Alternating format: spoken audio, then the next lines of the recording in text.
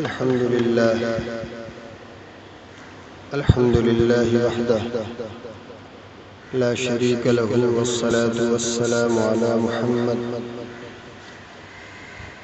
لا نبي بعده ولا رسالة بعد رسالتي ولا نبوة بعد نبوتي ولا كتاب بعد كتابي ولا معصوم بعد اسمتي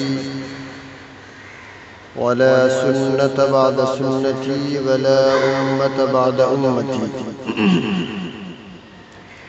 قال الله تبارك وتعالى في القرآن المجيد والفرقان الحميد: فأعوذ بالله من الشيطان الرجيم. بسم الله الرحمن الرحيم. شهر رمضان الذي أنزل فيه القرآن هدى للناس وبينات من الهدى والفرقان. صدق الله العظيم وصدق رسوله النبي الكريم ونحن على ذلك لمن الشاهدين والشاكرين والحمد لله رب العالمين. میرے محترم بزرگوں، دینی اور ایمانی بھائیوں، پس پردہ میری آواز کو سننے والی میری ماؤں اور بہنوں، السلام علیکم ورحمۃ اللہ وبرکاتہ۔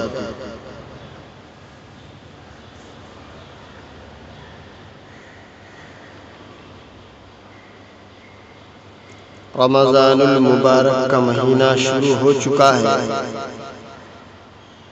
آج یکم رمضان المبارک ہے۔ بے پناہ رحمتوں برکتوں کا یہ مہینہ ہے۔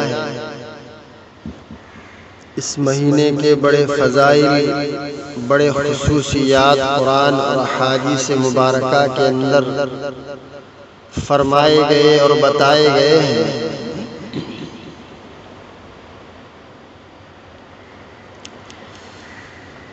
چونکہ آپ لوگوں کی بھی فرمائش تھی کہ میں اب رمضان پر بیان شروع کروں، جتنا بھی وقت ملتا ہے یہ تھوڑا بہت، اور بھی بہت سی آپ لوگوں کی مصروفیات ہیں، خصوصاً ہماری ماؤں بہنوں کی، ان کے سامنے بہت سے تقاضے ہیں۔ یہ سحری کا تقاضا ہے، مستقلاً پورے رمضان ان کو افطار بنانی ہے، روزے رہتے ہوئے ان کو یہ سب کام کرنے ہیں۔ اللہ ان کے اس ڈبل کام کرنے کو قبول کر لے اور ان کے لیے ذخیرہ آخرت بنائے، اور اللہ ان کے اس عمل سے راضی ہو جائے۔ بہر کیف قرآن کریم کی ایک آیت جس میں اللہ جل جلالہ وعم نوالہ فرماتا ہے، میں نے تلاوت کی ہے: شہر رمضان الذی انزل فیہ القرآن۔ وہ تھوڑے دن ماہ رمضان ہے جس میں قرآن مجید نازل کیا گیا، قرآن مجید بھیجا گیا، جس کا ایک وصف یہ ہے کہ لوگوں کے ہدایت کا وہ ذریعہ بنتا ہے۔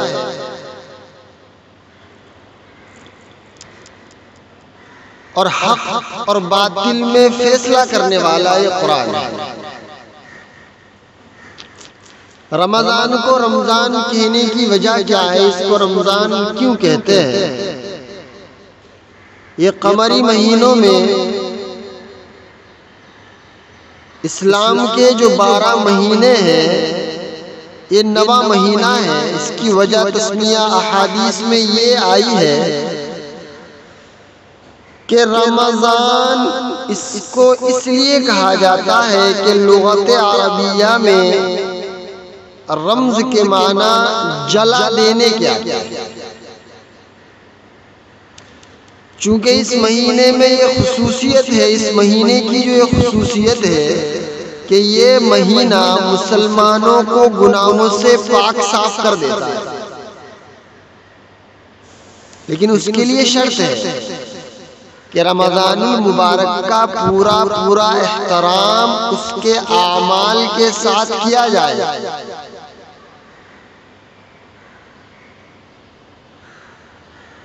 ایسا نہ ہو کہ رمضان میں رمضان المبارک کا جو بابرکت مہینہ ہے اس کے اعمال کو چھوڑ دیا جائے اور پھر مسلمان یہ سمجھے کہ مجھے اللہ اس رمضان المبارک کی برکت سے گناہوں سے پاک صاف کر دے گا۔ ایسا نہیں ہے، یہ غلط فہمی ہے۔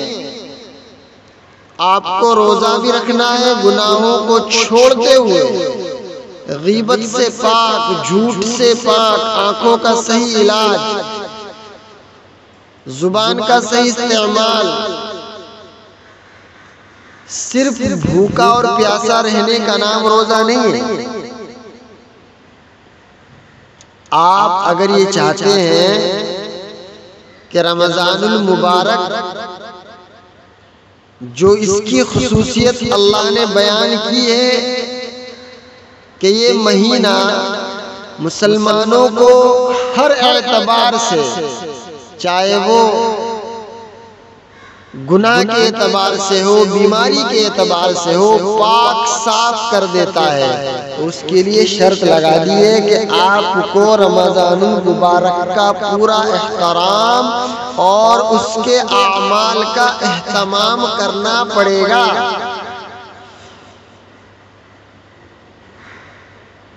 تب جا کر کے یہ آپ کے لیے گناہوں سے پاک صاف ہونے کا سبب بنے۔ اور ایک بات، حق سبحانہ و تقدس نے اس ماہ مبارک کی اپنی طرف خاص نسبت فرمائی ہے۔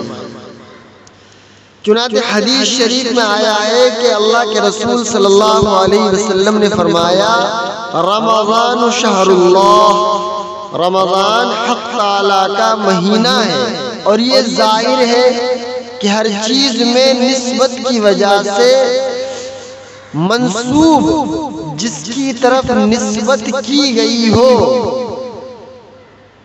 اس کی عظمت کے اثرات پیدا ہوتے ہیں۔ جب اس مہینے کو اللہ نے اپنی طرف منسوب فرمایا تو اس کی خصوصی نسبت سے معلوم ہو گیا کہ اس کو اللہ کے ساتھ کوئی ایسا خصوصی تعلق ہے جس کی وجہ سے مبارک مہینہ دوسرے مہینوں سے ممتاز اور جدا ہے۔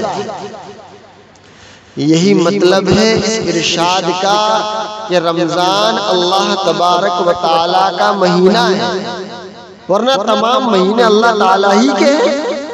خصوصی تعلق سے مراد یہ ہے کہ اللہ کی تجلیات اس ماہ مبارک میں اس درجہ نازل ہوتی ہے جو دوسرے مہینوں میں نہیں ہوتی۔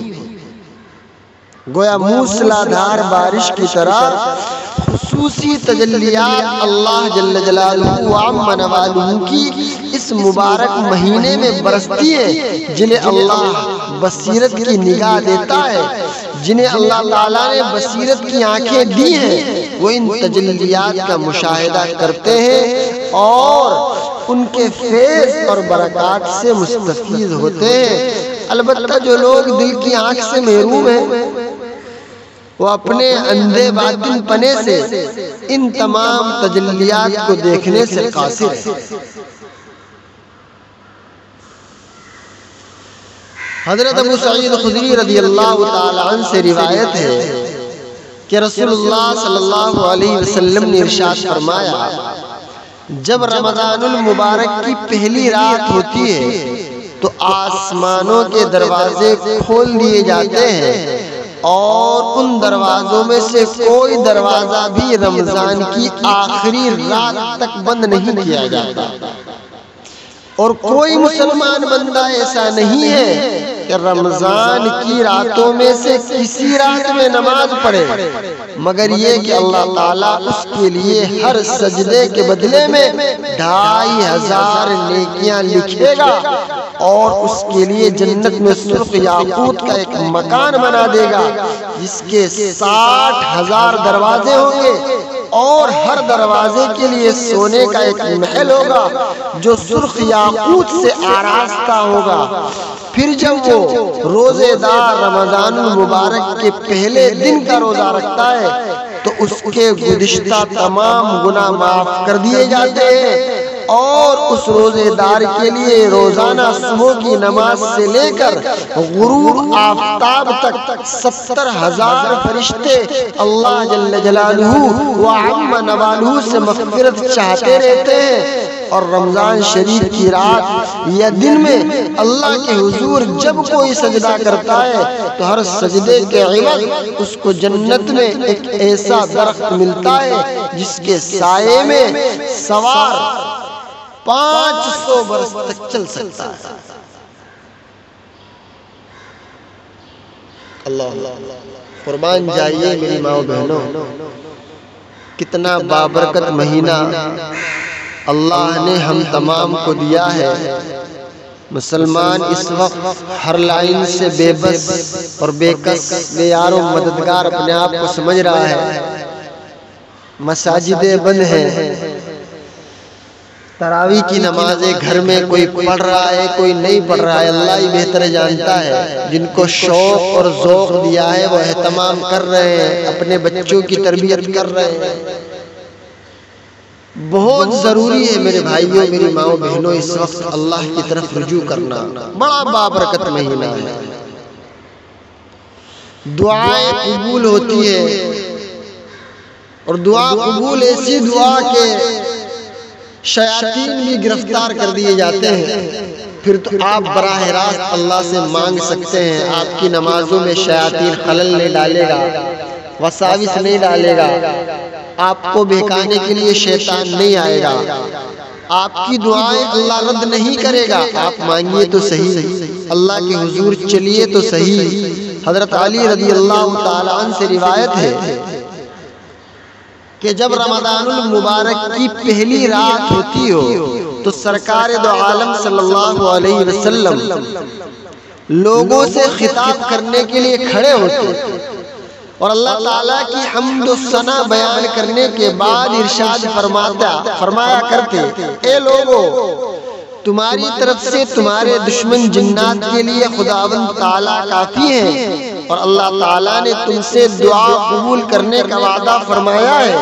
چنانچہ کلام پاک میں ارشاد ہے، ادعونی استجب لکم، مجھ سے دعا مانگو میں تمہاری دعاؤں کو قبول کروں گا۔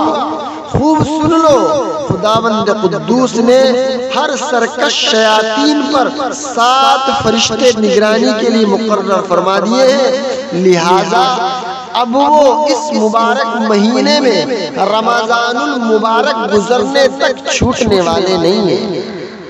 اور یہ بھی سن لو، رمضان المبارک کی پہلی رات سے آخر رات تک کے لیے آسمان کے دروازے کھلے ہوئے ہیں، اس مہینے میں دعائیں قبول ہوتی ہیں۔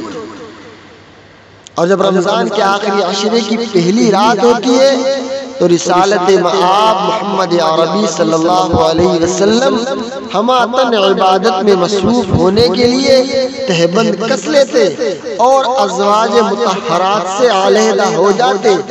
آپ صلی اللہ علیہ وسلم اعتکاف فرماتے، شب بیداری کا اہتمام کرتے۔ کسی نے پوچھا کہ تہبند کس لیتے، اس کا کیا مطلب ہے؟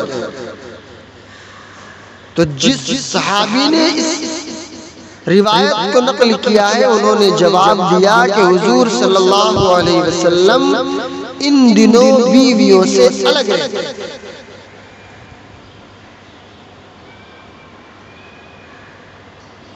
اور یہ وہ مبارک مہینہ ہے جس مبارک مہینے میں اللہ جل جلالہ وعم نوالہ رات دن لاکھوں کی تعداد میں مغفرت فرماتا۔ حضرت عبداللہ بن مسعود رضی اللہ تعالی عنہ نبی کریم صلی اللہ علیہ وسلم سے روایت کرتے ہیں کہ جب حضرت صلی اللہ علیہ وسلم نے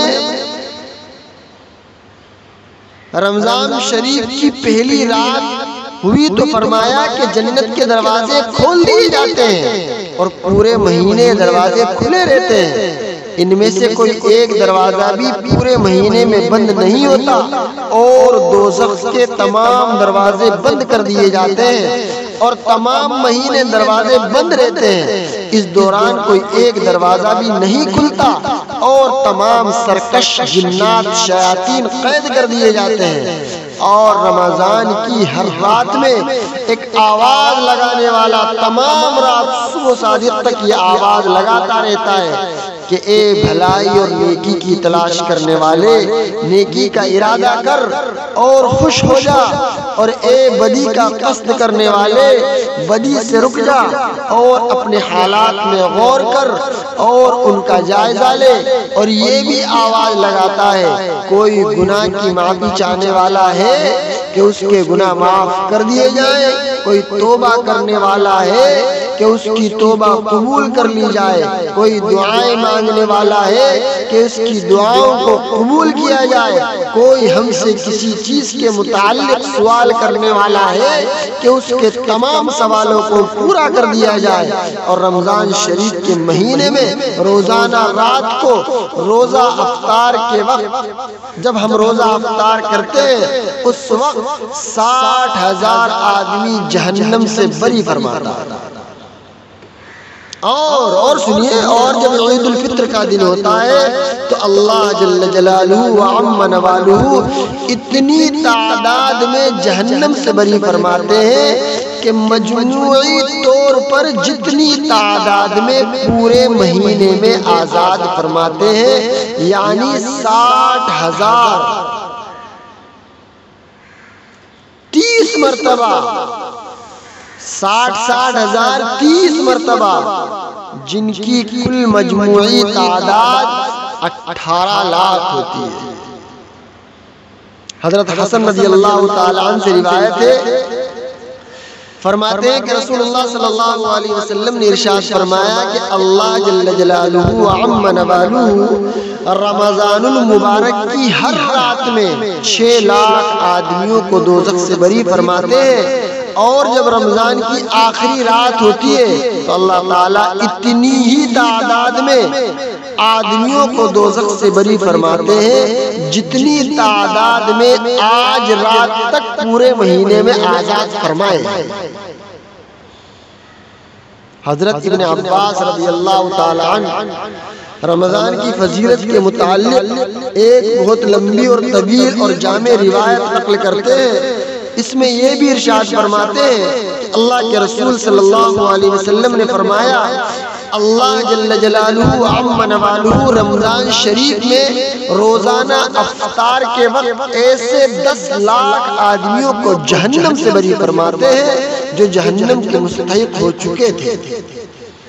اور جب رمضان کا آخری دن ہوتا ہے تو یکم رمضان سے آج تک جس قدر لوگ جہنم سے آزاد کیے گئے ہیں ان کے برابر اس ایک دن میں اللہ جل جلالہ و عم نوالہ لوگوں کو جہنم سے آزاد فرماتا ہے۔